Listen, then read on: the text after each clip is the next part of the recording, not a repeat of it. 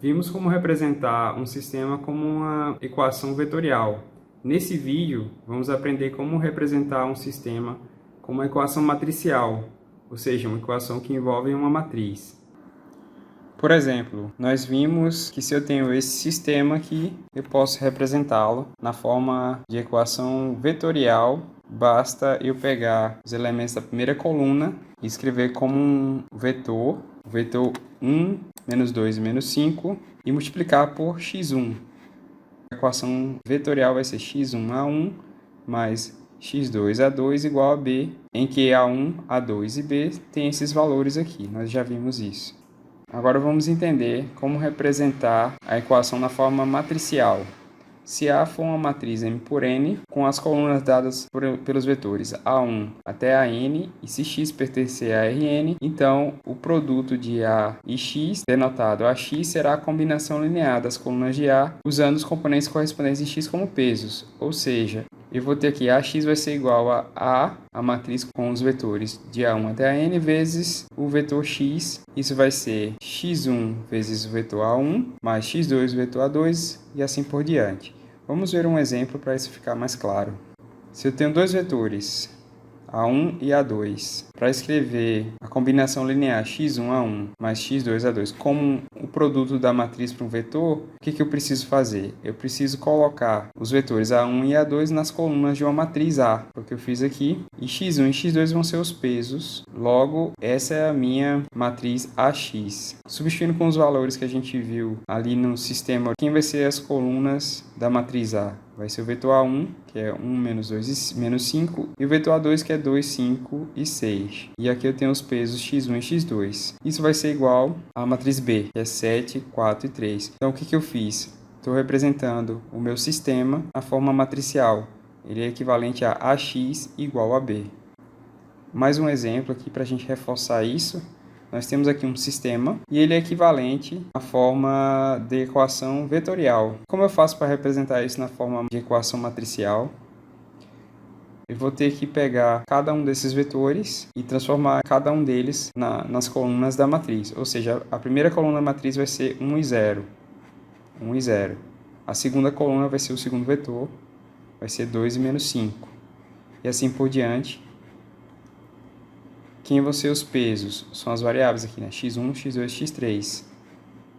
Logo, eu consigo montar o meu sistema na forma matricial, uma equação matricial. Então, é basicamente isso a parte mais importante do que a gente viu até agora, nesse vídeo. Temos também um teorema interessante e que ele afirma tanto faz eu encontrar a solução para a equação matricial, quanto eu achar a solução para a equação vetorial. A solução será a mesma, ou seja, ambas terão o mesmo conjunto de solução, terá o mesmo conjunto de solução que o sistema de equações lineares cuja matriz aumentada será A1, A2, AN até B. Um fato importante também, a equação AX igual a B, ela terá solução se somente se o B for combinação linear das colunas de A. Então isso eu posso escrever mais formalmente na forma desse teorema aqui. Esse teorema afirma o seguinte: eu tenho uma matriz A, M por N, então essas afirmações aqui são todas verdadeiras ou são todas falsas. A afirmação A é o seguinte: para cada B em Rm, a equação matricial AX igual a B tem solução. Cada B em Rm é a combinação linear das colunas de A. Ou seja, se a afirmação A é verdade, que é essa equação AX igual a B tem solução, logo B também é verdade, ou seja, B é a combinação linear das colunas de A. A afirmação C também será verdade, que as colunas de A geram o Rm, geram todo o espaço Rm, e a letra D também será verdade, cada linha de A tem uma posição de pivô. Ou seja, se eu conseguir escalonar a matriz aumentada, eu afirmo que o sistema tem solução, e além disso, cada B será uma combinação linear das colunas de A. Mais um exemplo aqui, pede para calcular a matriz AX, em que A é essa matriz e X é x1, x2, x3, o vetor X. Isso aqui é bem simples de fazer. Eu posso primeiro transformar isso na equação vetorial, que a gente já sabe fazer. Então, cada vetor vai ser uma coluna da matriz A. Em seguida, eu posso multiplicar o primeiro vetor pelo x1, o segundo vetor pelo x2 e o terceiro vetor pelo x3. E eu chego nessa equação aqui, e agora só é somar tudo, e eu chego na matriz AX. Quem é essa primeira linha dessa matriz? Como é que eu encontrei essa primeira linha? É bem simples, basta multiplicar a primeira linha da matriz A com o vetor x, e eu chego nessa primeira linha. Quem será a segunda linha? Basta multiplicar a segunda linha da matriz A pelo vetor x, e aí eu tenho a segunda linha. Da mesma forma, a terceira linha. E a regra para calcular a x, ou seja, o produto de uma matriz por um vetor, vai ser multiplicar o elemento da linha I de A com o elemento correspondente ao vetor x e somar. Ou seja, a iésima componente de AX terá a soma dos produtos dos elementos da linha I de A com os elementos correspondentes ao vetor x. Vou mostrar isso num exemplo que fica mais simples de nós entendermos. Então, eu tenho aqui uma matriz, a matriz A, eu quero multiplicá-la pelo vetor x, quem vai ser esse produto.